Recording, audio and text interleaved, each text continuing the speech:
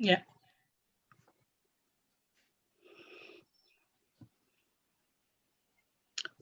Hello, good afternoon, everyone.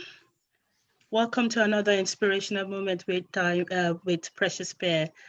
Today, we've got a guest, a very important guest, based on what's going on in the world around us and where everyone is at the moment. We felt that it's actually very important we talk about this. So, we've got Dr. William Egbuna on today with us. Well, as usual, before we start chatting with him, we won't call it questioning. Before we start having a chat with him, I'd like Tolu to do the honors of introducing our guest. Hi, everyone. Thanks for joining again today. God bless you. So today we're going to be talking about our mental health, the stigmas and different things about mental health. And we have someone special here today who's going to be, like Liz said, who's going to be chatting with us about how to keep our mental health. So if you have any questions, please feel free to drop it in the comment section, and we'll be checking that and we'll try to answer them as we go. So who's Dr. William Egbuna? Also, before I go on to talk about Dr. Egbuna, I wanted to mention one thing as well. Like we all, as we mention at every episode, that we're a Christian charity and we do this because of the love of Christ. And I just wanted to share with us a scripture, which we don't usually do, but I wanted to share Proverbs 4:23 says, keep your heart with all vigilance, for from it flows the spring of life. So God wants us to have a wholesome life, wholesome health, and that includes our minds. I just thought to drop that before we go on. So who's Dr. William Egbuna? So he's a 1997 medical graduate of the Just University Teaching Hospital, Plateau State, Nigeria. And after his internship at Lagos University Teaching Hospital, he moved to the UK to pursue a postgraduate career in psychiatry. His court training took place in Cambridge, and he subsequently proceeded to Greenwich, London, where he subspecialized in child and adolescent psychiatry. He has been working in different settings across the UK as a consultant within the National Health Service, also known as the NHS, since 2011, and he currently resides in the Greater London area. Dr. Egbuna's extensive and direct experience gained within the NHS in the United Kingdom has helped fuel his passion to contribute towards the development and delivery of high-standard medical care in Nigeria and Sub-Saharan Africa across all specialties. So that's awesome and amazing. Dr. Egbuna, in addition to being an experienced clinician, has also acquired a comprehensive understanding of organizational and administrative aspects of healthcare delivery, derived from his experiences within the NHS and the private sector. Working within a diverse population in the UK, he's also enhanced his awareness of the importance of healthcare provision, being responsive to cultural sensitivities and the need to tailor services accordingly. So he believes in a holistic approach to medicine and is open to alternative treatment modalities.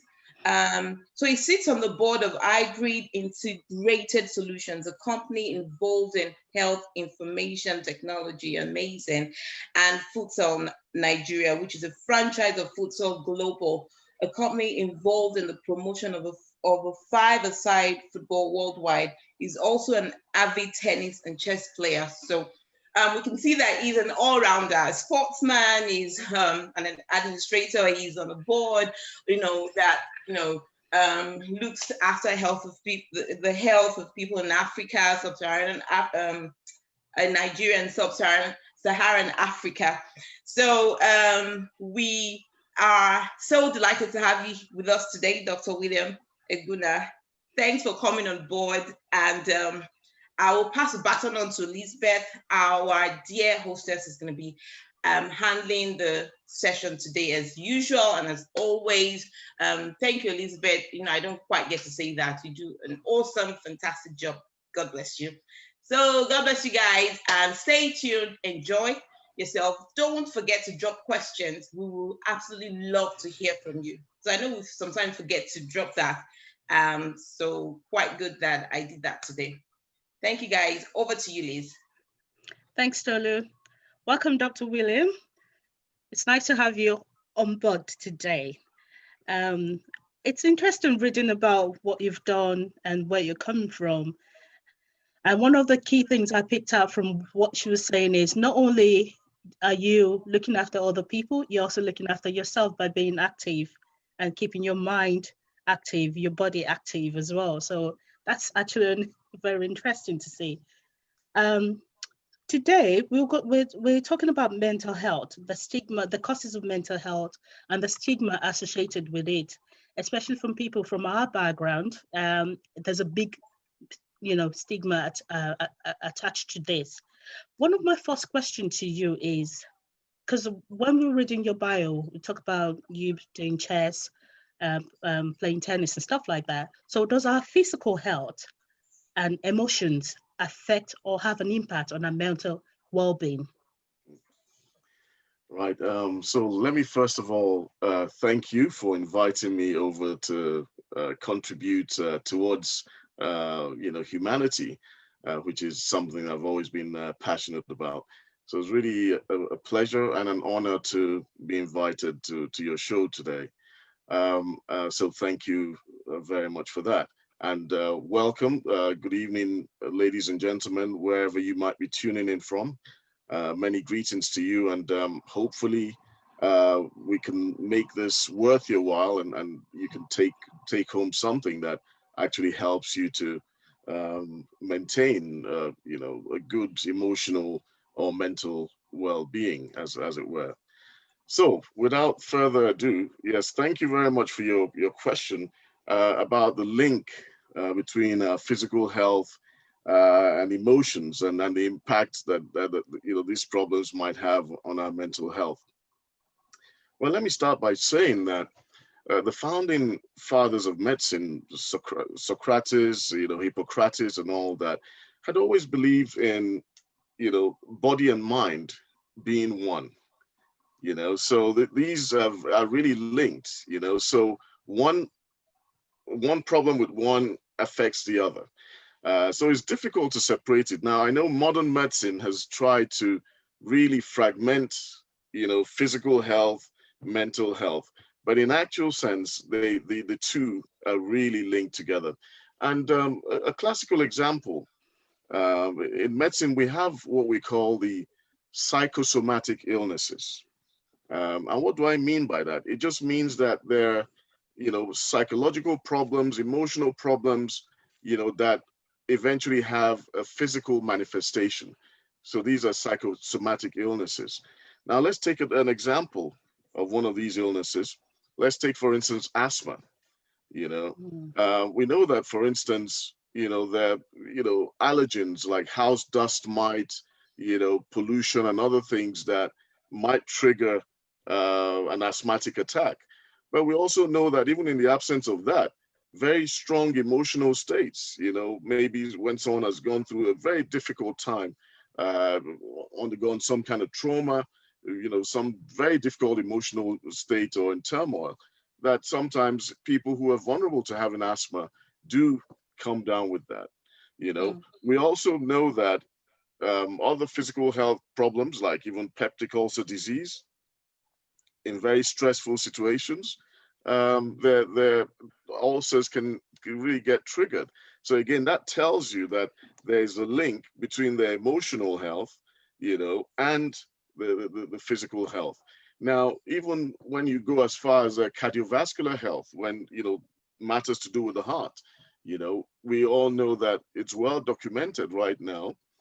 Studies have shown that, for instance, you know, after a myocardial infarction, and what I mean by a myocardial infarction, after like a heart attack or where there's been some kind of compromise to the blood supply of the heart, where so and the heart is supposed to be the pump that pumps blood to the rest of the body. So we know that there are certain markers that indicate the severity of injury, to the heart, or the severity of compromise. But one of the things that research has shown is that one of the strongest predictors of recovery from these heart problems, from such a heart attack, is one's emotional state. So if one was seriously depressed, for instance, prior to this heart attack, the morbidity and mortality was a lot worse than someone who was in good or reasonable emotional health, who was surrounded by people that loved ones and well wishers, and even people who, in some of the studies have demonstrated even better performance from people who have prayed for such people. So these things are really, linked, and you just can't separate them. So let me just stop there and so. No, I have to say that it's amazing to hear that things like this are linked, because we tend to focus on things in silos and think, oh, your mental health is so different from your physical health and so different from these. But learning that everything is linked is amazing. And also, I remember the scripture that says, a joyful heart is good medicine, but crushed spirit dries up the bone.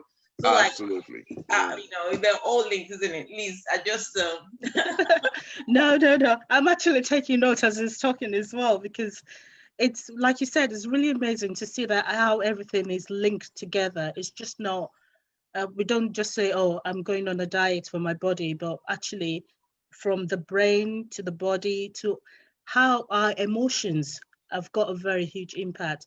I know that sometimes when we go and see the doctors and they prescribe drugs for us, sometimes it doesn't work. It's not because those drugs are not working, but it's because of our emotions.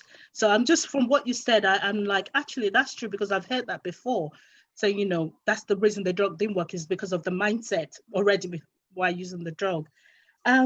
So one of the things, based on the little you've said, I know that the main factor for people nowadays is stress. So how do we manage stress? What tips would you give for people, especially in the climate we find ourselves? Stress has been a big thing, because from some people that have lost their job, they're fretting and stressing out on, how to get another job. They've got bills to pay. A lot of things actually affecting us. A lot of people are actually single. They're by themselves in the house. So all those things add up to the stress level on us. So what are the tips you can give for us to manage that? Right.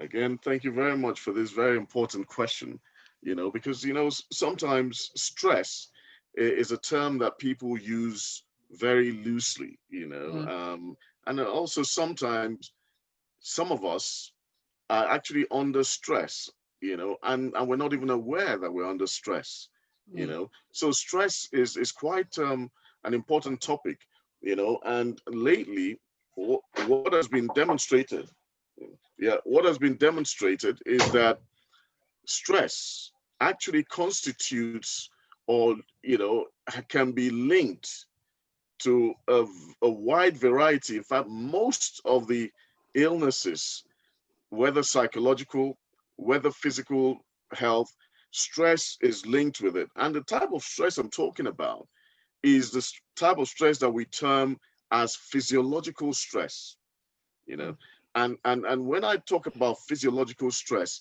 we're talking about stress that can be measured. So there are parameters with which we can measure this stress levels. So when we talk about physiological stress, it does have an impact, clearly, because when your body is under this physiological stress that I'm talking about, what happens? That there are reactions, there are consequences when your body experiences this. I'll just take you through very quickly through the physiology of it. So when your body is under stress, physiological stress, we have two systems at play here. We have what we call the autonomic nervous system. And when we talk about autonomic nervous system in the brain or in the body, it's autonomously works. It's automatic. So things like the heart, functions, automatically. You're breathing, whether you like it or not. You might become aware of your breathing, but your breathing goes on, whether you focus on it or not. These are autonomic activities. So the autonomic nervous system is divided into what we call the parasympathetic system and the sympathetic system. Now, the parasympathetic system functions in a way that when we are relaxed, that's our default mechanism. That's our default mechanism. When we're relaxed, the muscles are relaxed, the heart rate is, at a reasonable level. We're breathing normally, we're in that state of tranquil, and calmness, So now, if we think about the evolutionary trend, the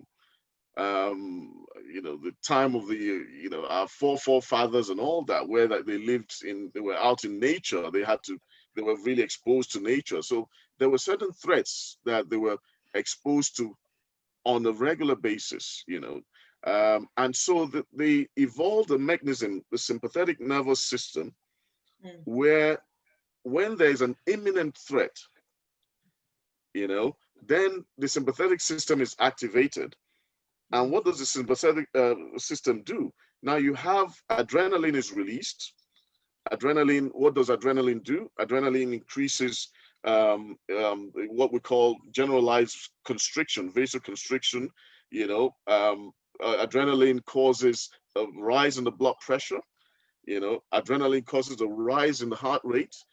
All these things are preparing the person for what is possibly imminent danger. Now the body also in this stressful period as well, cortisol is also another stress hormone that is released because the body is also under stress. Now, what now happens is, what does cortisol do? Cortisol is what we call a diabetogenic hormone. And what does that do? It increases the blood sugar. So there's a pool of energy available for you to be able to defend yourself. Now you also have, the body has the natural ability to defend itself, to heal. You have an immune system to protect itself. Okay. Now, because the body just sees all these things as the danger as a temporary level of danger that is exposed to, it shuts down these mechanisms. So the immune system is shut down because it's like, for now, I have to survive right now, So all these mechanisms are shut down in that stressful situation, okay? Now, when the stress abates, what needs to happen is that the person needs to go back to the default relaxed states, the heart rate and all that stuff, and that's what really happens. Now, if you understand that during these times, these very difficult times that we are in, what now happens is that people have now become so stressed out that they're spending a lot more time in this stressful state than what should be their relaxed state. Now, what happens when you shut down your immune system? You are prone to all these infections. Even the immune system has a lot to do with your defense against cancer, for instance, and a whole bunch of disorders, that your immune system protects you against, So when your immune system is not functioning optimally, you are vulnerable to developing either physical problems. Right. Cortisol in itself is a stress hormone, but also induces depression. So it causes depression and all that when you are in that state for long. So there are a whole bunch of things linked, and we have what we call the stress diathesis model. So what I want to use this to explain is this. Now, there are certain vulnerabilities that we have. Certain families, maybe due to genetic predisposition, we're vulnerable to certain illnesses. Yep. You see a family where diabetes runs in a particular family, where some heart disease runs in a particular family, right? Okay, but it doesn't necessarily mean that everybody in that family has to come down with it. No, you see, so this is where stress is linked to a lot of problems.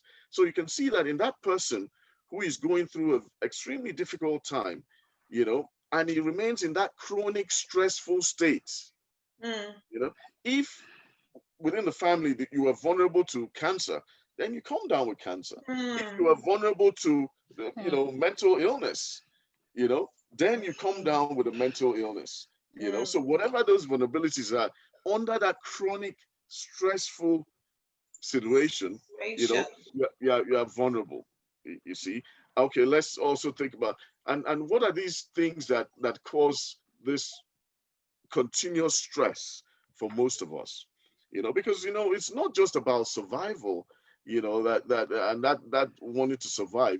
A lot of us put ourselves under enormous amount of pressure. A lot of us take life in a way so seriously, that we're just not, we cannot just shut down, we just can't relax. A lot of us are very unforgiving. A lot of we hold on to grudges. I mean, we're just, a lot of us find it very difficult to show love or to give love. To basic things like kindness and all that.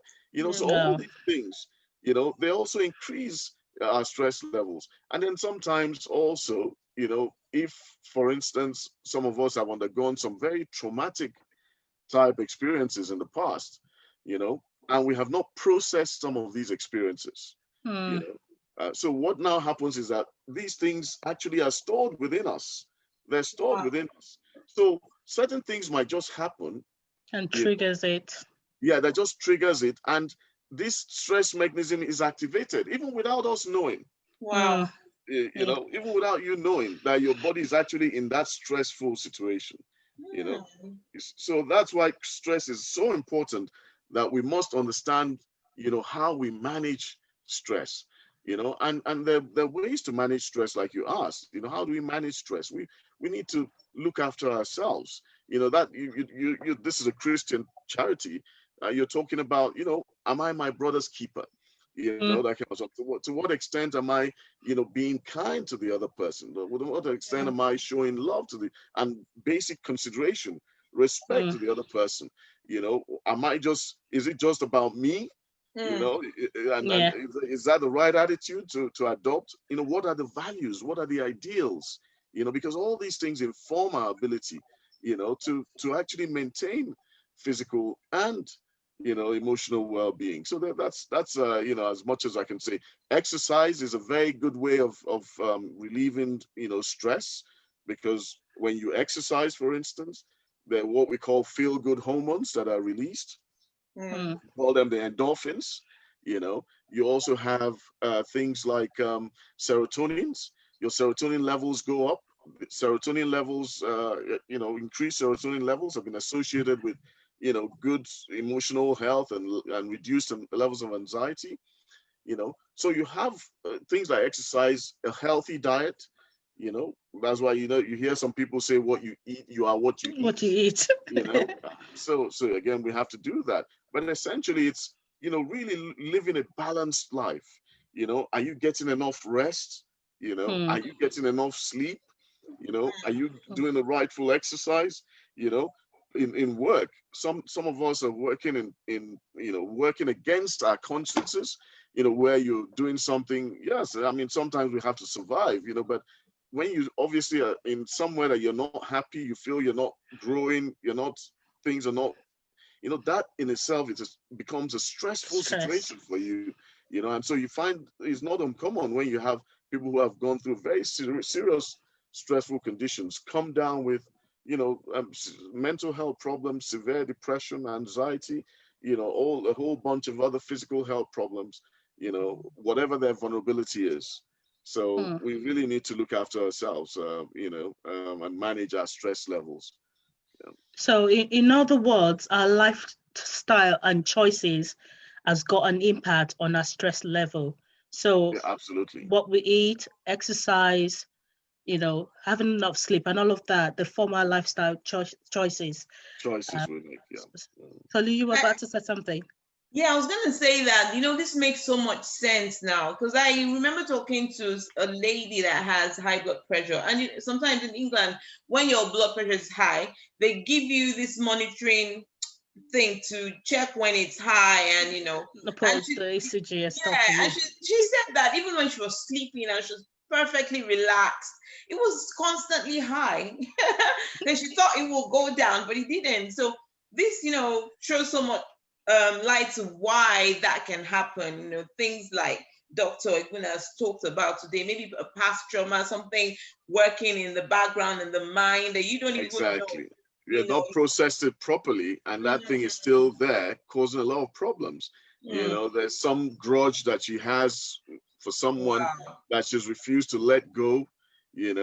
Again, that is constituting a stress or a stressful situation for her. So basically, the antidote to stress is love. Wow. One word. Yeah, one just one word. word. Wow. Because not just loving others and loving yourself. Yeah, So one word. That's right. That's right. And I've also heard as well, someone said that they're going through something really hard and they're able to come out of it just by focusing on other people. They just decided to, join a charity or something and just like really focus their time and not think about themselves and their situation. Well, that's very, very true. Because you see, if we take, for instance, depression, depression is a kind of self-absorption. We become very self-absorbed. We've become very self-critical.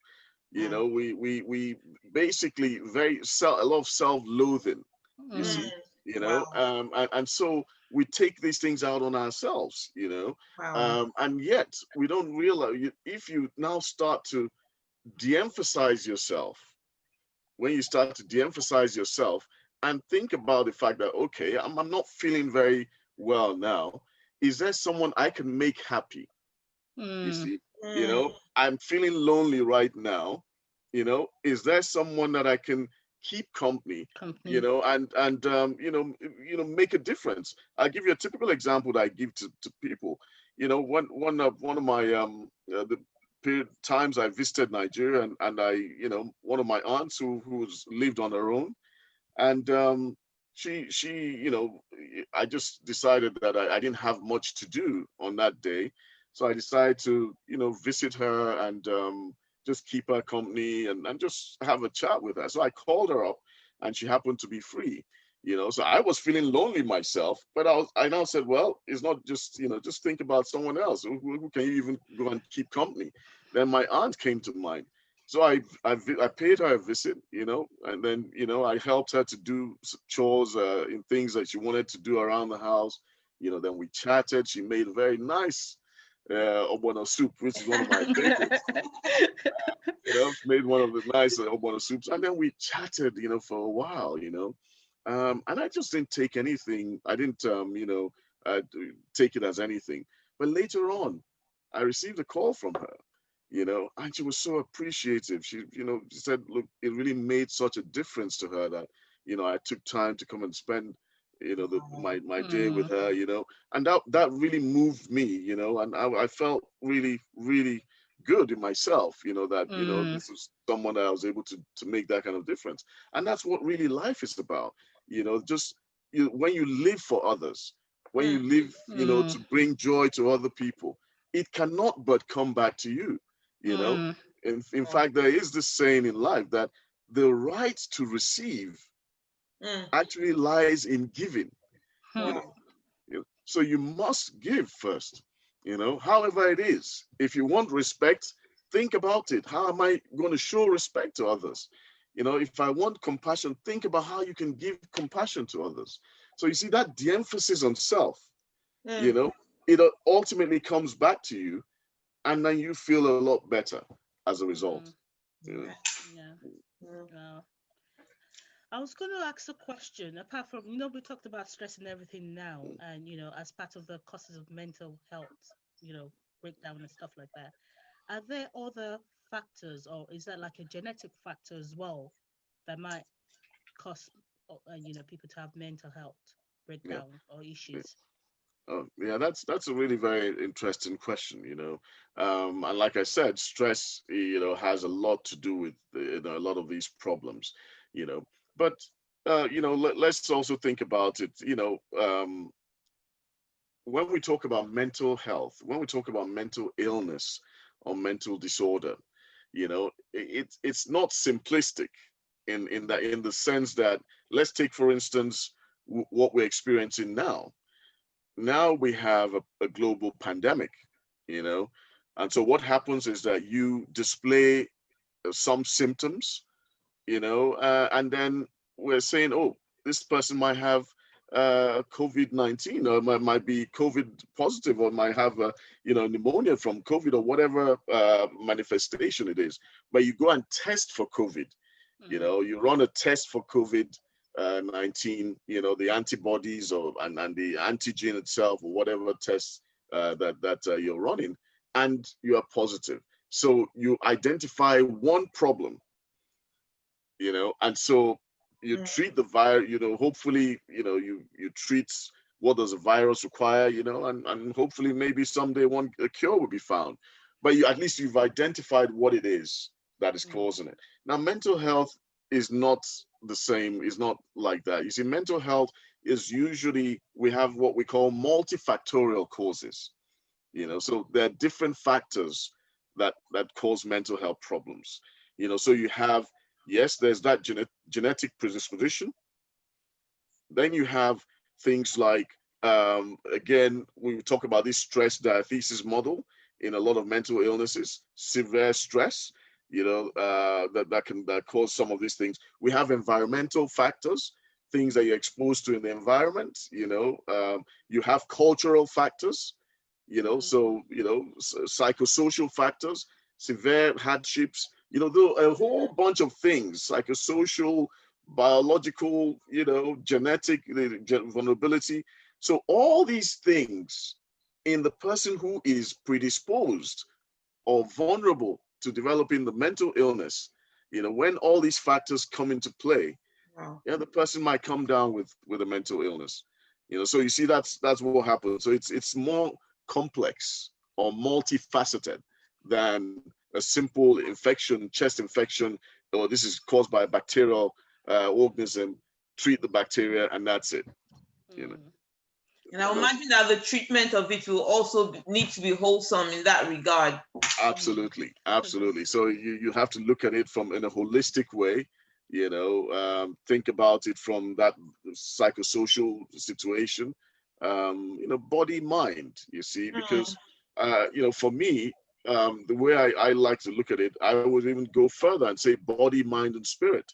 You see, because I believe that the spirit is a true person. That's the real kernel. That's essentially who we are.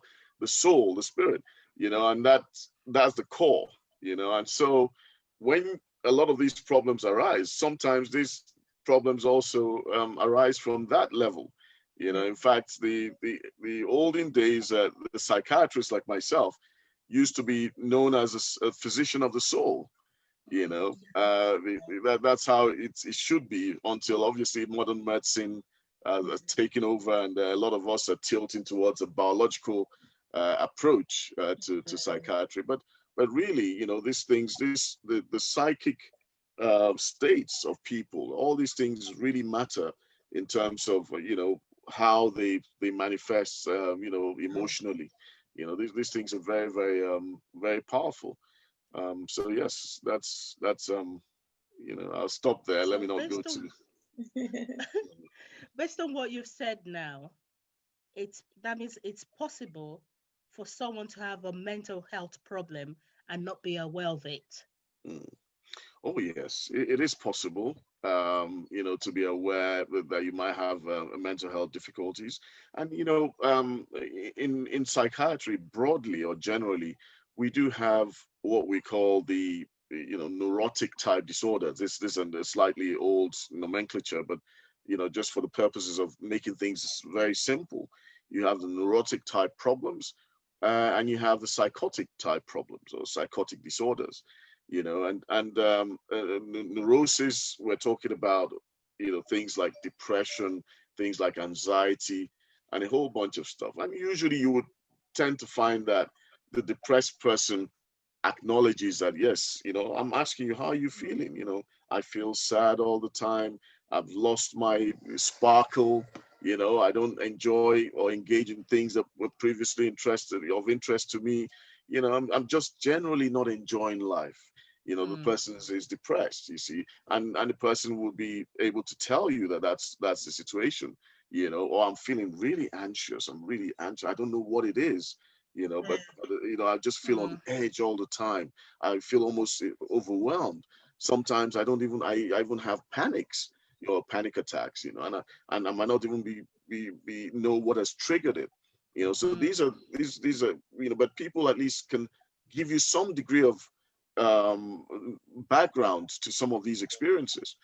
Now, that is opposed to the people who, a lot of people who suffer from psychosis, you know, and psychosis broadly, we're talking about, you know, a kind of blur between reality and well, what is not real, you know, as it were. So there's a blur, you know, so the person is finding it difficult to really determine what is real from what might be, you know, a figment or not true. But one of the things about a lot of these psychotic disorders is that a lot of the times there's a lack of insight, you know, so they don't really have that insight into the problem. You know, they don't really know that, look, things, in fact, to the severely psychotic person, you might even be the problem, you know, and he might have to defend himself against you. So they might become really extremely paranoid, you know, and you know, really suspicious, and obviously, you know, always thinking in terms of, you know, some conspiracy to cause Someone's some out kind to of get harm to them. them, you know, that Yeah. kind of stuff. So in that kind of situation, that person lacks insight into that condition, you know, and so sometimes that's why we, you know, parents or, you know, friends, you know, gradually need to persuade them to get some help, you know, and support them, you know, because it can be quite debilitating and really traumatic for a lot of people going through those Uh, kind of. I, I, I was going to say that how can we help such people, or how can we identify such people, and how can we seek help with them? You know, I know for a fact that I was reading something online, and someone was saying that someone was on drugs and homeless, but they won't give that person any treatment because it doesn't have an address. But they and before that person can actually get any treatment, that person needs to go and see a doctor. But they can't force that person to see a doctor, kind of. So is there somewhere that, you know, along the line that people can actually point them in the right direction, or how can people help them to get them on track? Well, that's a very good question, you know, because you know, the thing about the system and the way the system is structured, you know, there would normally be, there's usually what we call, you know, acceptance criteria, you know.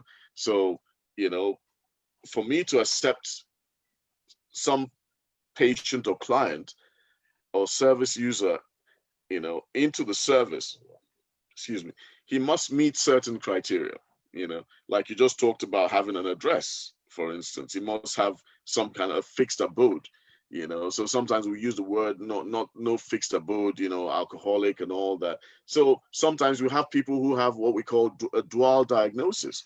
They have substance misuse problems, but they also have mental health problems, you know. So it depends on the service and what the criteria is, but I can tell you for sure that what is available sometimes is not sufficient to meet the needs of all these people, you know. And so that's where things like charities come into play, like what you people are doing now, you know, things like that, you know, humanity. I mean, things that people set up, you know, NGOs and things that are also there to support people. So they fill in gaps in the services where, you know, the government is not able to provide some of these things, you know, friends, relatives back home, for instance. You know, there's more community back home, you know, even though sometimes what we do is just hide those kind of people and or lock them up And lock them up. Yeah. somewhere, you know, that kind of stuff. But ideally we should be, you know, trying to get these people to the right help, you know, that they need for their difficulties, because these are really severe times, and a lot of people are going through a very, very difficult period. So it's really about support. And again, I was just talking about it, being my brother's keeper, so, I mean, just, things like that, just registering ourselves to offer some kind of service, something like that. Our time, devoting our time and course to something greater than you. You see, these are the things that also help us, to maintain our own emotional well-being as well. So that, yeah, so that's what it is. So if they meet the right criteria, then obviously they get the treatment they deserve. Some of them have to get off the substances first and then go into the mental health services, because sometimes it's difficult to manage the two, so again, it all depends on where, but I know that, for instance, there's a substance misuse crisis going on, and then there's a reason for it, because I say that now, with a lot of the problems that are happening, what I'm noticing, especially amongst the young people that I deal with, there seems to be an existential crisis, so a lot of these young people are struggling to make sense and find a meaning to their existence. They're struggling to find a purpose, to their existence. So there's a serious existential crisis, and what the media, and things like the social media and all this thing, what the media portrays as success, they can see through all these things, and they see it as really superficial, and so they ask themselves, what's the point? Why do I have to struggle? Why do I have to exert myself? So they're struggling to find a sense of meaning. And so when people are struggling to find a sense of meaning to their existence, they dabble into drugs, they become really disillusioned and depressed, and a lot of people resort to crime, and living a carefree life and aggression and all that, So a lot of it stems from an existential problem, and so we need to really help these people, and I think charity begins at home, so as parents, we must bring up our children and understand the responsibilities that are attached to children. We must imbibe in them, values, morals and things like that. Help them to understand that they mean a lot, that their life matters, that their life matters, and that they can play a critical or serious role, in making the world a better place than they met it. So when you start to give meaning, people start to have more meaning and more value, something to live for. More importantly, something larger than them, a cause larger than them. It's what makes life a lot more meaningful, and the person who now sees that reason to live, to get up, is more likely to be productive, and more likely to be a law-abiding citizen, who realizes that he has to contribute his own quota to making the world a better place. I was going to touch on that, but luckily you spoken about it. That was one of the questions I was going to ask you about. Okay. The increase in in incidents with our youth nowadays. As they're very vulnerable as parents, as adults around them. How we can help them. One of the things I took out of this was we had a chat with some educationists a while back, and we were talking about the results that the exam was cancelled, and they were all being given results and stuff like that. And out of that conversation, one of the questions we asked is, what would our reaction be if our children walk up to us, especially from our background, and say to us, I do not want to go to school? So, we kind of, and there was a lot of God forbid, we bind the devil kind of response from there. But when looking at it now, I can see the kind of pressure the young people of nowadays are under. And it's our job as parents to try and help them as much as possible, to smoothen the line for them as much as we can. If they, where we're coming from, we feel like education is, you have to have it. You have to have a degree. You have to have a master's. But in this country, I've come to realize that there are other options available as well. Yeah. So while we're looking at the youth nowadays, while we're dealing with them, we should think about the well-being, not just the educational part of it or the academics part of it or the sports part of things. We should actually look at the well-being. So how do we, like around us, detect the vulnerable ones? And is there anything for youths or for young people out there?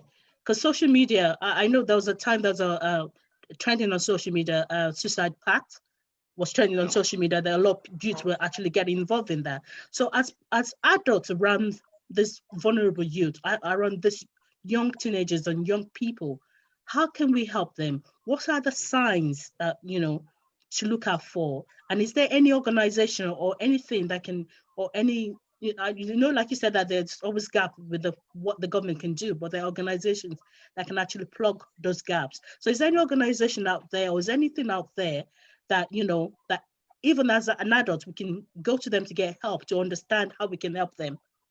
Yeah, I mean, there is help out there, for instance, young people, there services like Childline, if they're going through a difficult time, that young people can contact. So there are non-governmental organizations, NGOs that provide different levels of support for vulnerable people. And it's just, for them to Google in your area what the available help or support is.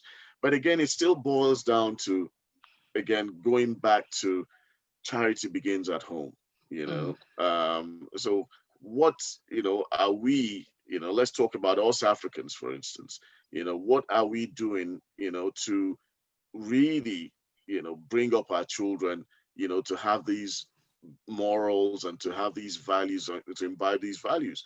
Most times you find our parents, we're so stressed out.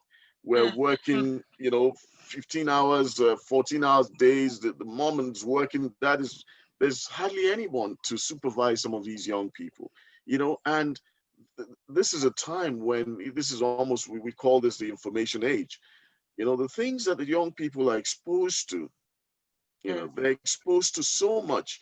They're exposed to sex prematurely. They're exposed to very gory things, And if you don't have someone as a parent, who is vigilant and who can present a counter narrative to a lot of the things that they're being exposed to, it becomes really problematic, So we must also invest time, energy, because that's where it comes from. Most times the way we live our lives and all that, the way we perceive the world has a lot to do with our value system. What are the means? What are our morals? That kind of stuff. So that foundation is important. And so if during their formative years, we as parents are mostly absent, we're not there, then it becomes problematic. So a lot of the problems that we're seeing right now is as a result of a disintegration in the family structure, you know. So it's becoming really problematic, across, families and all that. A lot of trauma, even within the family itself, So we have to really step up, we adults in understanding these things. We must communicate with our children, that you just have to talk, find a way to talk to them so that they're free to tell you what their problems are, their friendships, who are they hanging out with, where are they hanging out with. We must concern ourselves with these things, because, you can't just pretend, okay, it's convenient for you to just let him, for instance, yes, yes, like an ostrich boring his head, or it's convenient for you to let the child spend 10, 15 hours on the computer playing all kinds of games, because it's convenient for you to do what you want to do.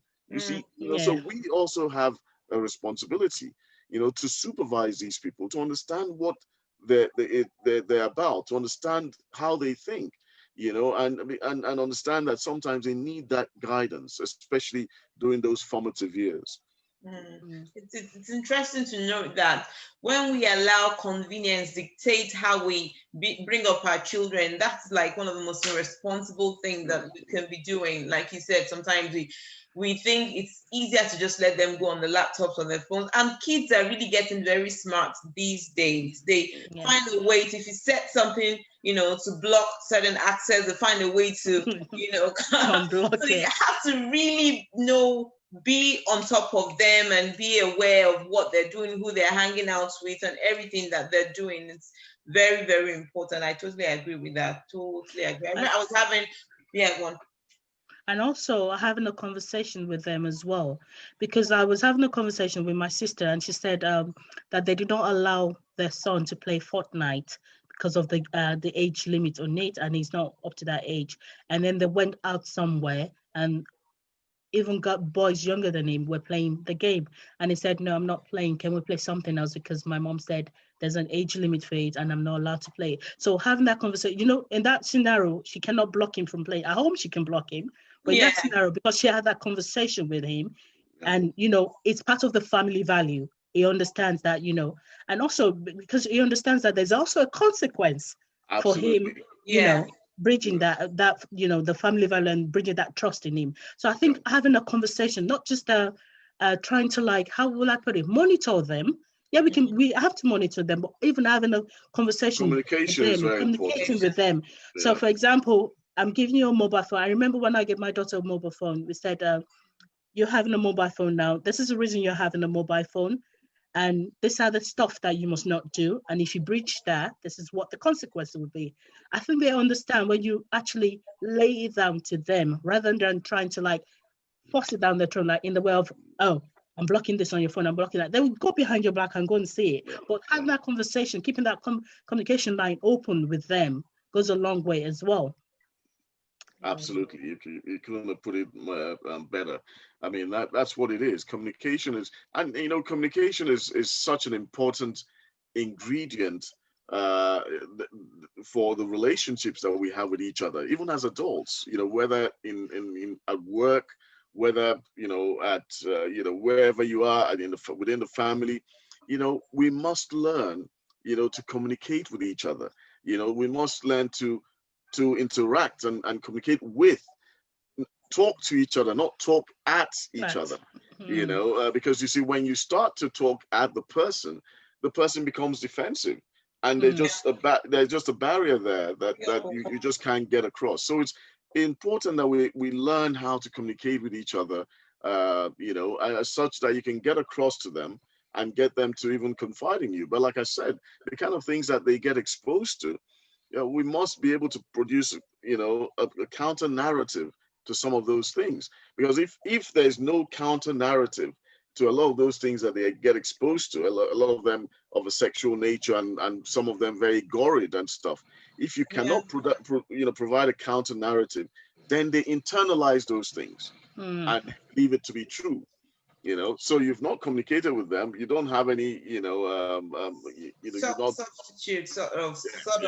And that's exactly what I remember having a conversation with my brother this week, and that's exactly what he said, which makes so much sense. Like, we're quick to say, don't do that, but are we giving them something else to feed their mind on? Why you told them not to do that? Something else to build them on, some other activities to consciously help them build substance. Absolutely, very, very important, to have that. And so that's where, even for us, we must educate ourselves. A lot of us have immigrated here. There's certain cultural differences in terms of how we were brought up, and how our children or young people are being brought up these days, what they're exposed to. So we also have to at least take the pains to understand what it means to grow up in this environment, and then of course when you understand that, so you can have very meaningful conversations with them. And we must again, because one of the things about communication is, if I can't communicate clearly with you, if the person always feels like you're talking at them all the time, what they just do as young people, they just withdraw. Shut down. They just shut down. They're just standing in front of you and you can't get anything from them. So for me, one of the most important aspects of communication is to learn to listen to them. Listen to them, hear them out. Once you listen to them and try and put yourself in their shoes, in a way that is, empathic, try and understand where they're coming from, because the person that you listen to empathically is more likely, when he feels that you've really listened and you really understand what he's going through, then the person is likely to actually listen to your own views and the solutions that you might prefer. Amen. Amen. And I try not to be an African mom when my kids are, there's that African mom that wants to get triggered. I'm like, what? Like, okay, really? And try not to be so expressive in my face. Even if you say you're trying not to be an African mom, there's a way you look as well that it will make them shut down. They're like, and they just Are you go, for real? I think a little bit of the African mom is good. We shouldn't discountenance that. A little bit of that is good, because sometimes they also need to understand that, like you said earlier on, that there are consequences. And so we talk about communication. 80% of communication is nonverbal. So I don't need to say certain things to you. Just that look, just that look, that eye or that, and then the person, falls in line, So we also have to just combine everything, but understand the society we are in, and then also, sift the positives from it, also our own African values or things like that, and give them a sense of identity, a sense of purpose, a sense of origin, so we must have all these things and expose them to all these things, very, very important. I like what you said about the sense of origin, because I don't think we really understand the impact of people having a sense of origin and those that don't, and how they react to life. Right, Doctor?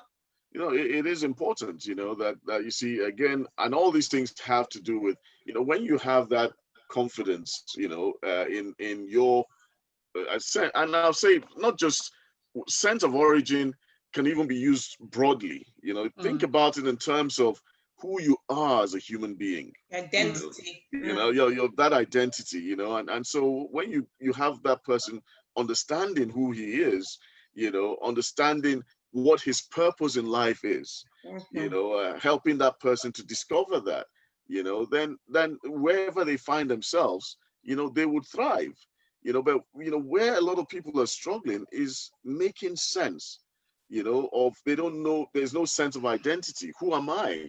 I don't even know who I am. I don't even know broadly where I've come from. I don't know what the whole struggle and hustle is about, so helping them, understand that, a sense of identity, a sense of purpose, a sense of meaning, it goes a long way in really preparing them for the future out there, because it is tough out there, it is tough. And of course, that the unrest that has gone on for the last few months, I'm sure a lot of you have been following what's been happening in America, where you're having the very, very strong racial type problems, and even to some extent here in the UK. So you see that a lot of these things have been systemic, and so everything is just coming to the fore now. Everything is just being exposed. Everything is really, there's a lot of agitation going on. There's that clamoring for justice, for fairness, and so it's all these things. And I can imagine the kind of conversations we should be having with our young ones, about what they're seeing, but we need to communicate with them.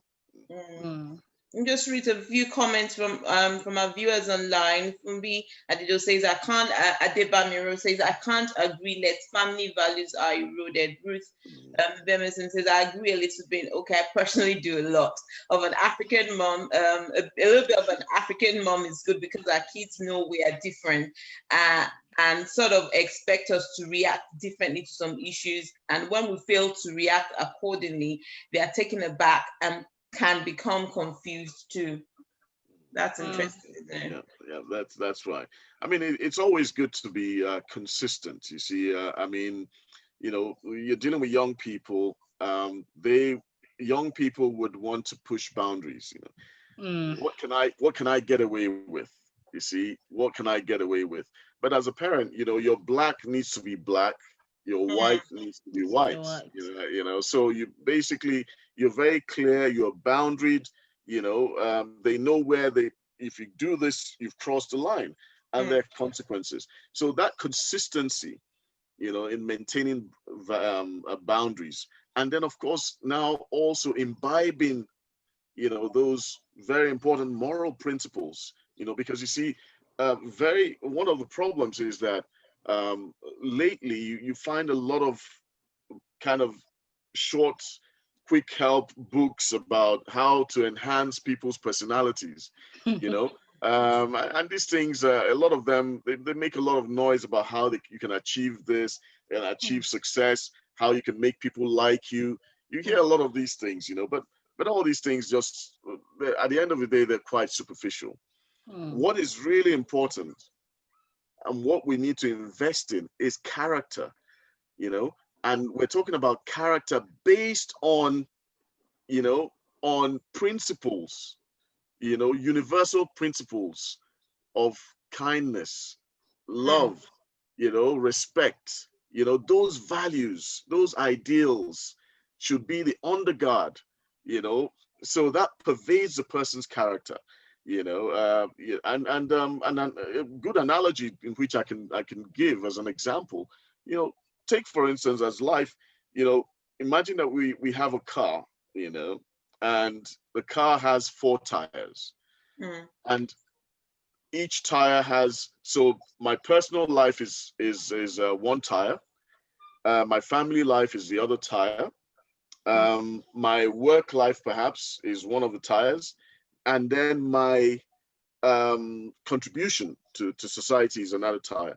Now, if you think about a car, if any of these tires are deflated, it generally affects the movement of the vehicle. Even if the other 3 are they seem to be okay. Yeah. But also, what is most important actually is that the steering wheel of the car should now be the spiritual life.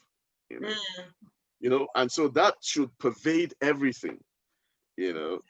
That should pervade everything. So that is really imbibing that core value, and that spirituality. I'm not even talking about being overly religious, but those basic moral principles, of fair play, of honesty, integrity, all these things, really we should imbibe these things as quickly as possible, in our young people. Yeah, amen. Rather than trying to do all this, like you said, these shortcuts or things like you said, and just, the real things, the things that has been, exactly, that build character, they've been since times memorial, they've worked. So all these other things that we're trying to introduce, this new age things that, they're not what build. They're just shortcuts, but they're not enduring. On the long run, it's not sustainable. Yeah, that's right. So based on all the discussion we've had so far, will you say there's been an increase in, mental health problems? Is it compared to a few years back? Could this be because people are learning to come out more and seek for help, or could it be, I don't know, what factor could you say is responsible for that? Is there more cases compared to years back now? Yeah, and I think that when we talk about mental illness and mental health problems, it's a lot commoner than we actually think.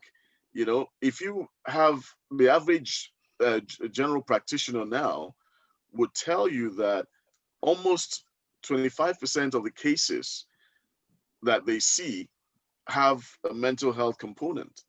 So I think the people are becoming more aware. People are seeking help, in terms of their mental health or their emotional health. In the society here, there's still, the stigma is still there, but I think it's much less so than, for instance, in Africa, or and in some of the Asian cultures where stigma is can be quite a big, a deal, So, but generally the awareness is increasing. People are becoming aware, and of course, now you have in this age of the celebrity type culture, celebrity cults, so you have very famous people that are actually coming out and saying, look, I do have mental health problems. Lady Gaga came out, and talked about her mental health problems, talked about, what has helped her, one of the presidential aspirants, Kanye Kanye West, West. has, so a lot of these people, you just see that they do have mental health problems, despite, seemingly them being happy Wealthy, and very happy, successful and all that successful. stuff. Yeah, but so there's that thing that is missing, and that's something that we need to pay attention to. So we achieve all the things, and a lot of things are more like distractions, really. When we ignore or don't want to really look into the core of the problem, it can be problematic. So a lot of us, we tend to use the very superficial type approach to tackle these things. So we're just facing the symptoms, but we're not trying to get to the core of the problem, which is very important. So this is going to be my last question. So my last question to you is that can this be cured, or is this something that people, especially for I know there's different kinds and it's treated differently, but is there once they are on medication, is it like a lifelong thing, or is there get to a certain point they're like, yeah, you're not fine, you don't need to use it anymore? For example, someone that is depressed and is put on antidepressants, is it something that it's a lifelong thing, or can they come off it? Yeah, I mean, like you mentioned that there are different conditions, and the outcome does differ. So you have people, like I said, 1 out of every 4 to 6 people would undergo or go through a depressive episode in their lifetime. Then you would have people who would have a recurrent type depression, who again, go through that cycle over and over again. You have people who would go have a chronic, psychotic problem, or just one psychotic episode.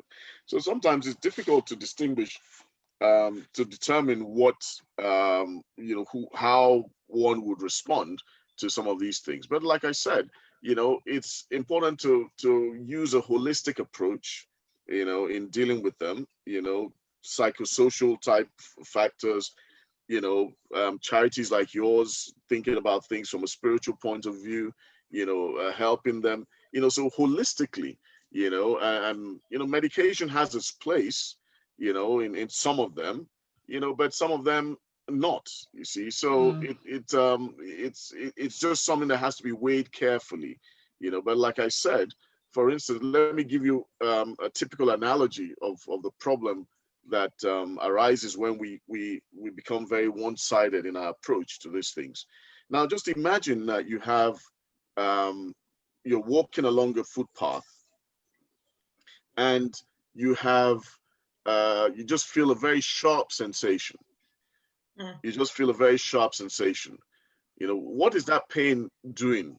You feel a sharp sensation, then you look, and you find out that there's a splint in your foot. Some objects, has penetrated your foot, and so you're in pain, you're in agony, So what do you do? The sensible thing to do is to, what would you do in that kind of situation? You would try and remove that splinter or that splint in the leg, so that the pain will go, isn't it? Yeah. But you see, what happens in a lot of situations is we now go into see the doctor. You have this pain. Okay, I'll give you this painkiller. Now I'm just going to wrap around this foot, don't move it in this way or that way, you give this thing, he comes out, okay, that has really helped. In a week, after a week or two, he comes out, the pain is really, I'm in distress, doctor. Oh, really? Okay, I'm going to give you a stronger painkiller, that kind of something too. Whereas the simple thing that is causing that pain Is to remove the splint. is to remove the splint in the foot. Now let us transpose that to emotional problems, psychological problems. Let's transpose that to psychic pain. So pain in itself, you can quarrel with pain, but pain has a purpose. What pain is doing is it's bringing your attention to the fact that there's something that you need to address. And so even that psychic distress, that psychic pain apparently is also bringing to your attention that there's some emotional psychic difficulties that you need to address. Now, if I just give you antidepressants, I'm only treating the symptoms. I'm not addressing the cause of that psychic pain. Have I really helped you? I don't think so. I don't think so. So I have to look at it holistically. What is the source of this? Where does it come from? What event, and then you can now help that person. So that's how it is. We have to always look at these things broadly, and try to determine what the source of the problems are, rather than just that penchant to just treat the symptoms. Now, thank you so much, Dr. Egbuna. This has been an eye-opener. Now we know whatever we do, our brains, mind, body, soul, spirit, they're all interlocked, and we cannot look after one without looking after the others. And basically, some of the stuff that is happening now stems from, one part of it, and it affects every other part. So one thing that I'm taking out of this is the word love. That's right. When you love yourself and you love people around you, that means when you love, you're quick to let go of hurt. You're quick to let go of someone that's done something to you and you're not ready to forgive. When you have love in your heart, you won't have any of those. So that's one of the things I'm taking. That's the key word I'm taking out of this, love. So if there's anyone out there that needs to hear this, love yourself, love people around you, be quick to forgive, look after your brain, look after your body, your lifestyle choices. It's very, very key and important. Thank you so much for coming on. Tolu, do you have any questions online before no more questions. Just one more comment. Young people will want to push boundaries. She's agreed with Dr. Egbuna. Absolutely. So Tolu, can you do the honors of thanking our lovely guest? Thank you so much for coming. We're so grateful. I mean, Lisa said everything. And there's been so many things that, I've read my notes pad is so full. I can't just show you guys. I've been taking notes. So many things, you need to, rip the bandage of that stigma. That's my own way of putting it. Don't stigmatize things that, we need to deal with. We go to the root cause of things. And I think the one that touches my heart a lot is the kids. We need to pay attention to our kids. Grown-ups that are, sorry to use the word, I can't think of any word to use now, that messed up, so to speak, when they're grown up, their life are upside down. It's probably because of traumatic childhood and things that have happened over time. So now is the time when we have these kids to pour ourselves into them. It's not just about work. There's so much more to life. And also remember, like Dr. Egbuna said, you couldn't have put it more excellently, that our spirits being the steering wheel, I think he said, for our lives. So we need to pay attention to our spirit, man. What are we feeding our spirit with? What's happening on there? The pain, there's a reason for the pain. What's the reason for the pain? If you need help, go get help. Talk to someone. Also, let's be our brother's keeper. You see a friend that's acting weird, strangely looking days and just being absent, call them out, speak to them, a family member. Don't just leave people. Let's be our brother's keeper. Thank you so much, Dr. Egbuna. I can't thank you enough for sharing wisdom, for all the tips, advice, for going into detail about all these things and bringing so much to light. God bless you, real good. May God continue to increase you as you expand your reach across, international borders, and keep doing what you're doing. Keep blessing people. We hope we can invite you again in future. Please, anytime. It's really been a pleasure to be part of this discourse. So I really appreciate you inviting me. And yes, I'll be more than happy to come and talk and share some insights again. So thank you very much. Thank you, viewers, ladies and gentlemen. I do hope that you people have gained something at least, or gained some insight into a lot of these problems. And yeah, I mean, 1 hour 45 minutes is not enough to do justice to a topic like this. So I'm always open to coming back and talking and addressing any other concerns that people might have. So thank you very much, ladies. Thank you, everyone. Thank you, viewers. God bless you guys, and see you next time. Have a wonderful, wonderful week ahead. God bless you. Bye. Bye. Bye-bye.